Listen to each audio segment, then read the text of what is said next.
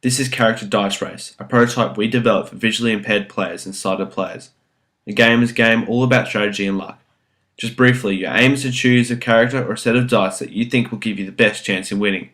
Each set has its own pros and cons in the way that they may have really high values for how many units they can move, but may have really bad power-ups and weapons. One of the main pieces of equipment for the game is the gaming console. The gaming console is where all the data or information is kept.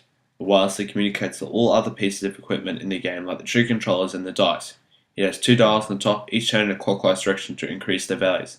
The left one being the number of players, which is the maximum number of 4, and the right one the length of the race, which is also maxed out at 100 units.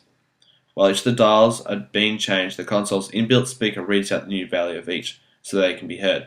There are also inbuilt digital displays that also display the values of both the number of players and the length of the race below each of the dials. The next piece of equipment is the trigger controller. The trigger controllers are unique to each character along with their set of dice, but that will be explained later. The controller needs to be turned on before each game to ensure they are being used. Each controller has a black switch at the bottom of the controller near the braille, which identifies each of the triggers to those visually impaired. At the other end is the trigger, which becomes more evident later in the game, is a large red button which is called the trigger. Finally, the last piece of equipment is the dice. Each dice have braille on them so they are easily linked with the trigger controllers. The dice are nearly like normal dice in the way that they have braille on them, but they also have numbers and letters, so both parties can identify them. The numbers also send out a signal at the end of each roll, sending their values back to the gaming console to be read aloud through the inbuilt speaker. Play is pretty simple. You firstly set the number of players and the length on the gaming console.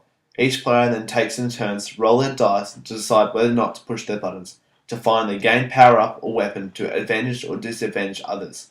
At the end of each roll, the gaming console will read aloud the shown values on each dice, and your length from the end of the race. The way that this game relates to Mario Kart is mainly through characters and racing.